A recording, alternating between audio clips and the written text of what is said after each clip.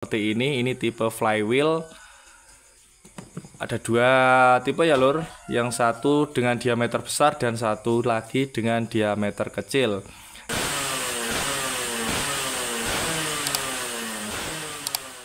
Halo, assalamualaikum warahmatullahi wabarakatuh. Jumpa lagi dengan saya Yudi Official Speed 26. Dan sesuai judul pada video kali ini, kita akan bahas mengenai balancer dan pengaruh berat balancer terhadap kendaraan mesin, tentunya di Yamaha Evanzer ya lur. Tapi tidak kalah penting juga, ini juga bisa diterapkan di mesin 4 tak kalian. Dan untuk kalian yang mesinnya sering atau motornya atasannya tidak jalan, kalian bisa simak dan tonton video ini, jangan di skip-skip ya lur ya. Kalau kalian suka bisa kalian like dan subscribe. Dan untuk kalian yang sudah senior bisa kalian skip videonya ya lur ya. Kalau mau sekedar nonton juga nggak apa-apa. Oke, untuk kali ini depan kita sudah ada beberapa tipe balancer ya lur. Salah satunya yang tipe seperti ini tipe flywheel. Ada dua tipe ya lur, yang satu dengan diameter besar dan satu lagi dengan diameter kecil. Dan ada juga balancer tipe yang seperti ini ya lur. Ini balancer tipe bulan sabit. Untuk balancer seperti ini biasanya untuk balance fighter ya lur ya. Untuk tipe balancer seperti ini itu sering kita temukan di mesin kendaraan yang memang notabene kompresinya itu biasanya lebih tinggi ya lur, sedikit lebih tinggi dari mesin-mesin yang bebek seperti ini ya lur. Tapi untuk yang tipe seperti ini kita singkirkan dulu, karena untuk kali ini yang kita akan bahas adalah balancer di mesin Yamaha Evanzer ya lur ya. Oke, tanpa berlama-lama kita langsung saja ke inti dari pembahasan di video kali ini. Oke, sebelum kita lanjut lebih jauh lagi mengenai si balancer ini ya lur ya, kita sebelumnya ketahui dulu faktor yang mempengaruhi berat dari balancer ini ya lur ya.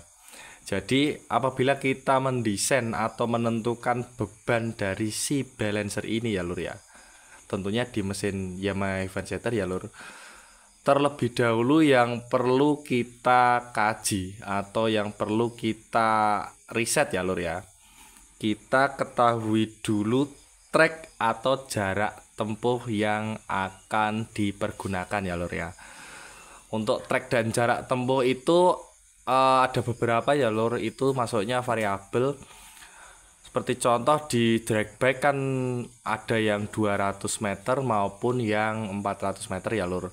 Ada juga misal mesin ini mau diperuntukkan untuk harian, bisa saja seperti itu ya lur. Jadi untuk balancer ini kita tidak boleh sembarangan asal bikin balancer dan asal menentukan beban saja ya lur ya.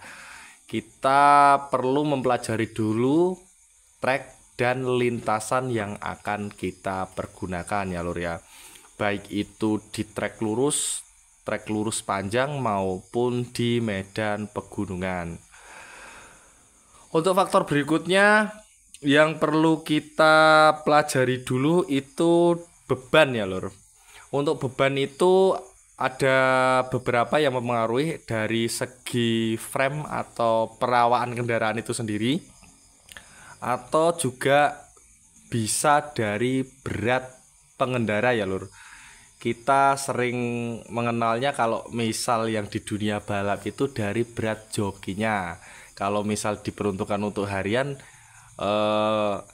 kita sesuaikan dulu lur. Misal motor ini mau digunakan untuk mobilitas sehari-hari, kita usung sayur misal lur dari pasar, kan tentunya kita nggak mungkin toh pakai balancer yang tipe racing. Jadi kita sesuaikan dulu dengan fungsi dan kegunaan. Untuk faktor yang ketiga yang bisa mempengaruhi dari berat balancer itu ada di kapasitas silinder atau cc mesin itu sendiri ya. Jadi untuk cc itu semakin besar cc yang dibenamkan di mesin tersebut, maka akan semakin berat juga ya lur ya balancer yang dibutuhkan di mesin tersebut. Dan untuk yang terakhir dari durasi ya lur. Durasi di sini bisa saja dari durasi exhaust maupun durasi transfer. Tentunya untuk durasi yang mesinnya notabene durasinya besar itu tidak mungkin kita pakai balancer. Misal ini buat trek pendek 200 meter, lalu menggunakan durasi yang bisa dibilang cukup gede ya lur, lalu kita pakai balancer yang berat, itu tidak mungkin ya lur ya. Tentunya nanti yang ada motor itu akan molor seperti itu ya lur ya. Oke, kita lanjut lagi. Kita bahas dulu dari faktor-faktor yang mempengaruhi berat dari balancer ini ya lur ya. Dari beberapa faktor itu tadi kita bahas dulu balancer untuk trek atau sesuai kebutuhan trek yang kita butuhkan ya lur ya. Semisal kita mau pakai balancer di trek 200 meter ya lur ya. Ini saya sering risetnya di 200 meter, jujur ini lur. Jadi untuk balancer dengan trek sekitar 200 meter itu, apabila memang kapasitas cc kita itu sudah besar, udah enggak bebek standar lagi, udah spek tune up, biasanya 125 ya lur ya, itu kita bisa pakai balancer yang berat.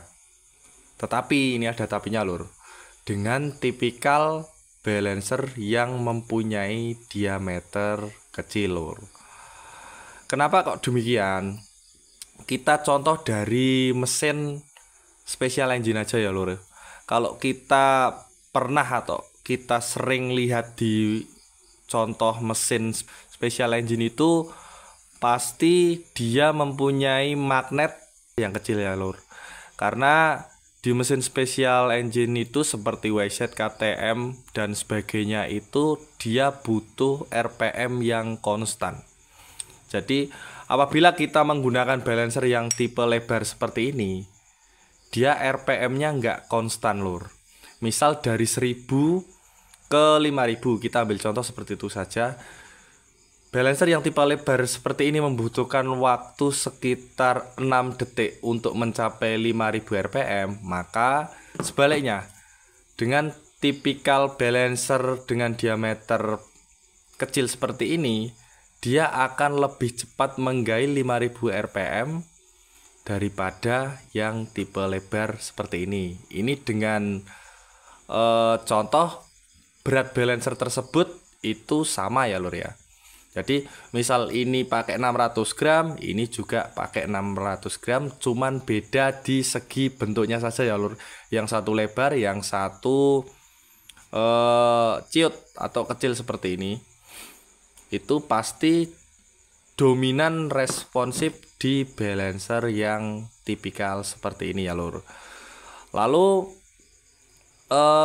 perbedaan berikutnya itu kita kaji lagi dari kedua mesin Yamaha F1ZR tipe terbaru yang sudah full cloth, dan untuk yang tipe lama yang masih pakai kampas ganda ya lur.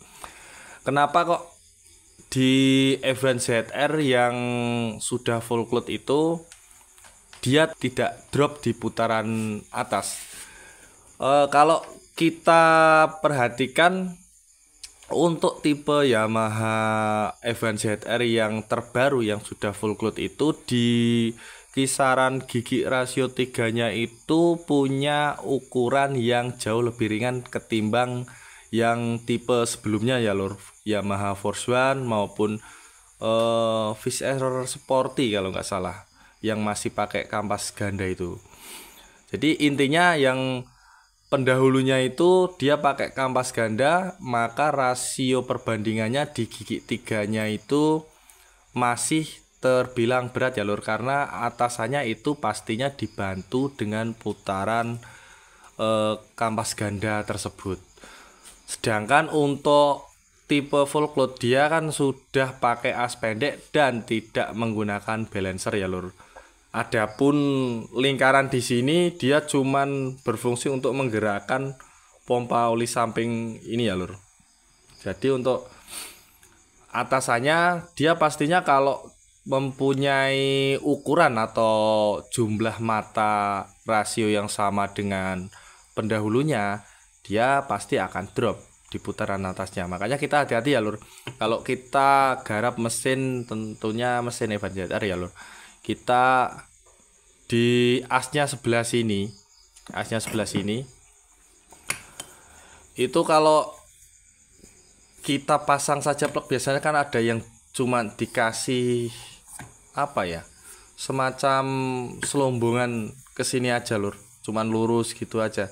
Itu pasti kalau masih pakai rasio standar bawaan atau kepunyaan Yamaha Force One atau Fish lama, itu pasti RPM atasnya atau top speednya akan drop ya lur.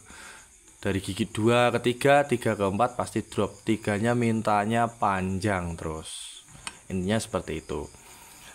Lalu poin keduanya, untuk berat ya lur, untuk berat dari balancer ini. Kalau kita ngomong soal berat, kita berarti secara tidak langsung membicarakan mengenai torsi ya lur ya.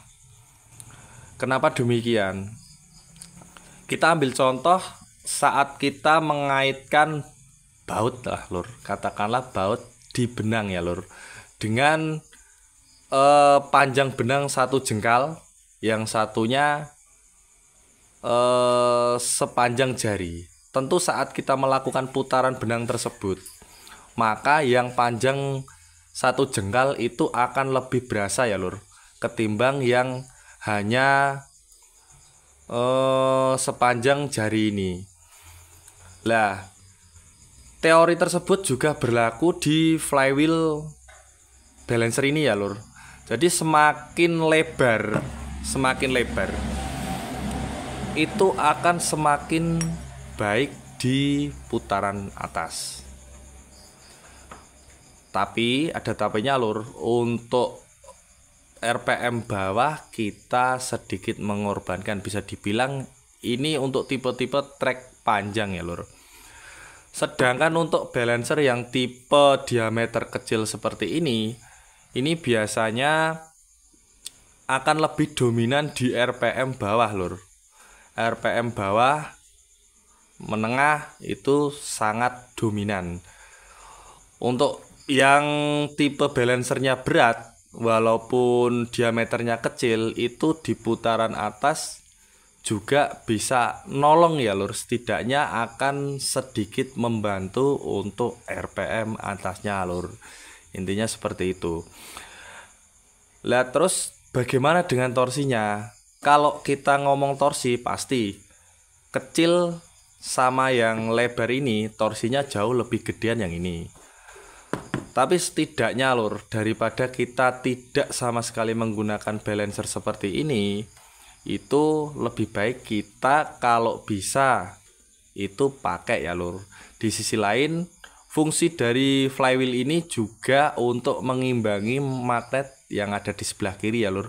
Jadinya untuk tingkat durability dari krek as itu akan lebih awet. Imbasnya krek asnya nggak gampang oleng. Biasanya kan sering kita kalau udah banyak modifan di area cylinder block dan kompres ya lur, pasti krek asnya itu rawan oleng. Itu disebabkan karena tidak imbangnya poros kanan dan kiri ya lur. Ini jadi sebelah kiri dan kanan ini harus imbang, apalagi tipe-tipe as yang panjang seperti ini. Oke, kita lanjut lagi ke pembahasan tentang pengaruh balancer ringan, berat, lebar, dan diameter kecil ya lur. Untuk pertama yang akan kita bahas tentunya balancer dengan berat ringan.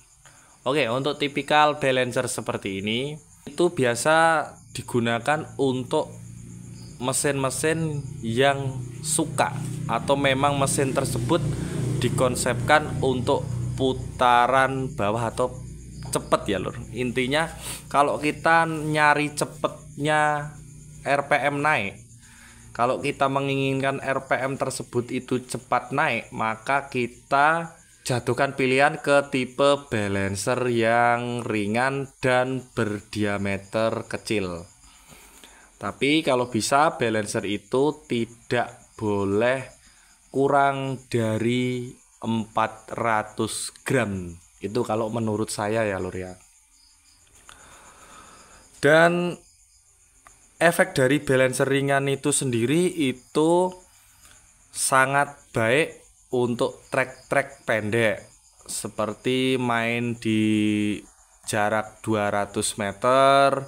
Itu kalau menurut saya, kalau kalian bisa risetnya ya lur, itu akan lebih cepat naiknya dan kalian bisa memanfaatkan dengan durasi transfer maupun exhaust yang agak sedikit lebih besar ya lur ya, ketimbang yang memakai tipikal balancer berat.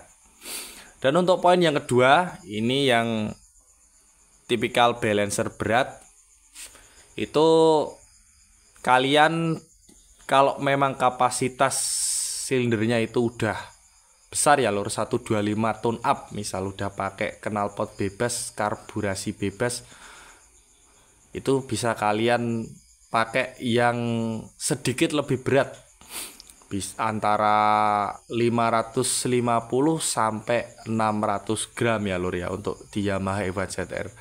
Itu diameternya pakai kalau saya biasanya pakai antara 80 mm lur. Jadi kalau saya biasanya dipakai di motor-motor kompetisi, saya itu pakainya sekitaran diameter 80 mm. Itu nanti di sebelah sini, di bagian ini di freeze ya lur. Jadi nggak PNP, memang banyak ubahannya di area sini. Untuk berikutnya yang pakai balancer lebar lur. Kalau lebar itu agak susah ya lur kita aplikasikan di mesin Evan ZR. Tentunya kalau kita menginginkan balancer yang lebar dan untuk trek yang panjang, itu kita memang banyak ubahan, tidak hanya di balancer, tapi banyak juga ubahan di area karkas ya lur. Biasanya di area sini ditambah daging.